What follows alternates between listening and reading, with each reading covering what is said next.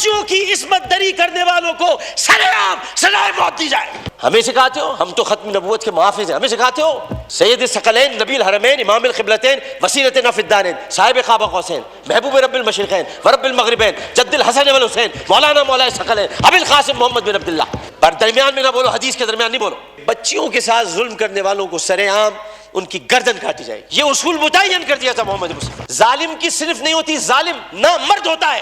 ارے وہ تو ہے ہی نامرد، جو عورتوں کی عزت لوٹتے انہیں کیا نامرد بناؤ، وہ تو ہے ہی نامرد۔ جب اللہ نے دو پہاڑوں کو مروہ اور صفا کو عزت دے دی تو پھر ان کی عزت کیوں نہ اتاری جائے، جنہوں نے پہاڑوں کے نام پر عزت دینے والے پروردگار کی پیدا کی ہوئی مروہ کو بے دردی کے ساتھ اس کی عصمت دری کی، ان کی عزت کیوں نہ اچھالی جائے، ان کی گردن کیوں نہ کاٹی جائے، ان کو سرے عام پھانسی کیوں نہ دی جائے۔ یہ واقعہ موٹر وے پر ہو یا حلقہ این 245 کی کسی کچی گلی میں، یہ اسمبلی ایک تاریخ بن جائے کہ ہم نے، یہ اسمبلی نے قرارداد منظور کی تھی اور بل بنایا تھا کہ بچوں کی عصمت دری کرنے والوں کو سرے عام سزائے موت دی جائے۔ میں آپ سے آج اس لیے بولنے کی اجازت مانگ رہا تھا کہ بہت گفتگو ہو رہی ہے اور ظاہر ہے کہ اس وقت پورا پاکستان ایک بچی، ایک خاتون اور خواتین اور ان سب کی عزت پر دل گرفتہ ہے، پشیماں ہے، افسردہ ہے اور بہت تکلیف میں۔ میں بھی کہتا ہوں کہ عرش والے میری توقیر سلامت رکھنا، فرش کے سارے خداؤں سے الجھ بیٹھا۔ میں صرف اتنا بتانا چاہتا ہوں کہ بہت پہلے کی بات ہے، اب وہاں پر جبل عمر ہے اور جبل عمر پر وہاں اب ایک ہوٹل تعمیر ہو رہا ہے، سعودی عرب کا وہ علاقہ ہے۔ ایک آدمی رسول کریم صلی اللہ علیہ وآلہ وسلم کے پاس آیا، اس نے آ کر کہا کہ یا رسول اللہ مجھ سے بہت بڑا گناہ ہو گیا۔ تو آپ نے فرمایا کب ہوا؟ نے کہا اسلام لانے سے قبل ہوا۔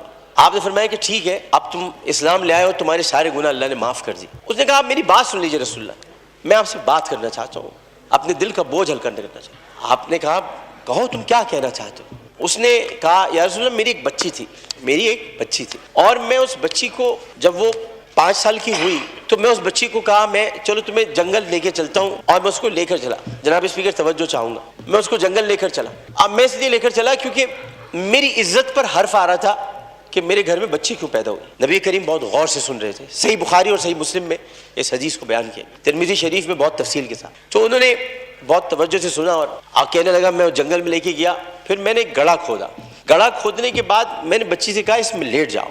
اچھا جب میں گڑھا کھود رہا تھا تو یا رسول اللہ مجھے ایک بات یاد آئی کہ وہ کھودتے کھودتے مجھے پسینہ آنے لگا، تو اس نے اپنے چھوٹی سی چادر سے میرا پسینہ بھی صاف کیا، اور اس کے بعد میں نے اس بچی کو گڑھے میں ڈال دیا اور پھر میں نے مٹی ڈالی تو عربی میں اس نے مجھ سے کہا، ترجمہ آپ کے سامنے پیش کر رہا ہوں، بابا میں مر جاؤں گی بابا، اور میں نے اس کو مار دیا۔ بہت دیر تک خاموشی حجر رسول میں رہی، اس نے دیکھا تو رسول کریم صلی اللہ علیہ وسلم رو رہے تھے، خاتم النبیین سید المرسلین شفیع المذنبین انیس الغریبین رحمت للعالمین راحت العاشقین مراد المشتاقین شمس العارفین سراج السالکین مصباح المقربین محب الفقراء والغرباء والیتام والمساکین۔ ہمیں سکھاتے ہو، ہم تو ختم نبوت کے محافظ ہیں، ہمیں سکھاتے ہو سید الثقلین نبی الحرمین امام القبلتین وسیلتنا فی الدارین صاحب قاب قوسین محبوب رب المشرقین ورب المغربین جد الحسن والحسین مولانا مولا الثقلین ابی القاسم محمد بن عبداللہ، پر درمیان میں نہ بولو، حدیث کے درمیان نہیں بولو۔ اس کے بعد نبی کریم صلی اللہ علیہ وسلم نے یہ کیا کہ ان کے زار و قطار آنسو بہنے لگے اور انہوں نے کہا کہ قسم اس پروردگار کی جس کے قبضے میں محمد کی جان ہے صلی اللہ علیہ وسلم، اگر تو اسلام نہ لاتا تو میں تجھے سرے عام سب کے سامنے تیری گردن اڑواتا۔ یعنی مطلب یہ ہوا کہ نبی کریم نے بہت پہلے بتا دیا تھا کہ بچیوں کے ساتھ ظلم کرنے والوں کو سرے عام ان کی گردن کاٹی جائے، یہ اصول متعین کر دیا تھا محمد مصطفیٰ، یہ سزا متعین کر دی۔ ظلم کرنے والا جناب اسپیکر کوئی صنف نہیں رکھتا، خدا کے لیے اسے مرد نہ کہیں، خدا کے لیے اسے عورت نہ کہیں۔ ظالم کی صنف نہیں ہوتی، ظالم نہ مرد ہوتا ہے، ظالم کو مرد نہیں کہتے۔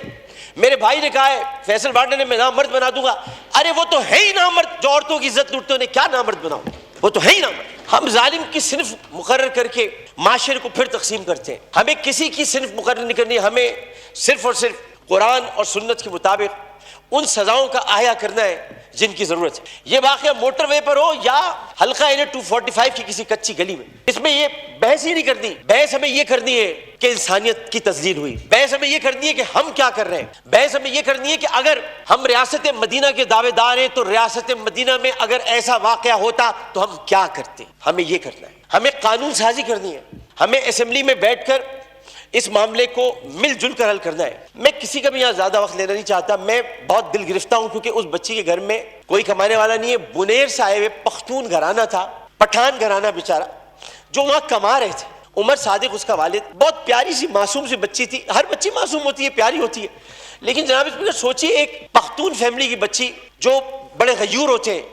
میں اپنے تمام پختون بھائیوں سے کہتا ہوں, میں ان سے بڑی محبت کرتا ہوں. غیور قوم ہے, ایک عزت دار قوم ہے, جو آتے بھی ہیں عزت سے کمانے کے لیے, عزت سے جینے کے لیے.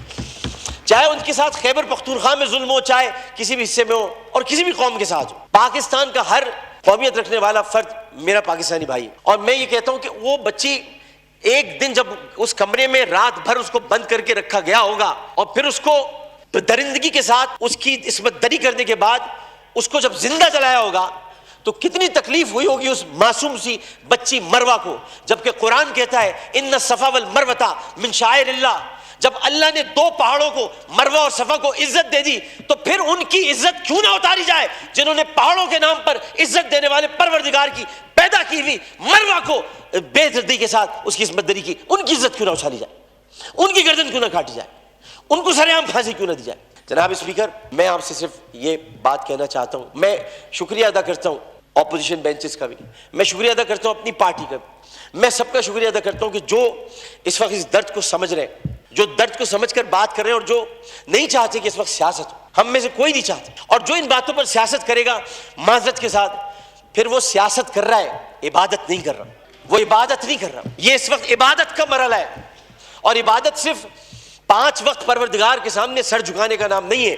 عبادت ظالم و جابر حاکم کے سامنے کلمہ حق کہنا بھی ہے, اور عبادت اپنی جگہ پر رہتے ہوئے جب اللہ تعالیٰ نے قوت گویائی عطا کیے, اور 5 سوالات جب حشر میں کیے جائیں گے, کہاں سے کمایا تھا, کیسے کمایا تھا, جوانی کہاں گزاری, بولنے کا علم دیا تو بولے کہ نہیں بولے, ما کنت تقول فی ھذا الرجل, اس رسول کے بارے میں تمہارا کیا خیال ہے, کیا جانتے ہو, اس وقت ہماری زبانیں گم ہو کر نہ رہ جائیں.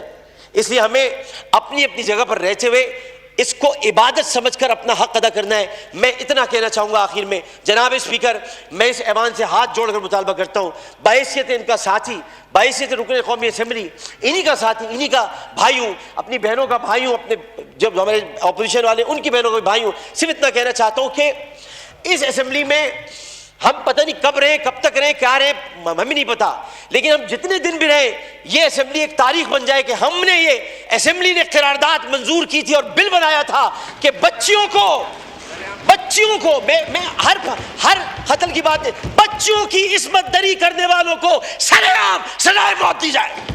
شکریہ جناب.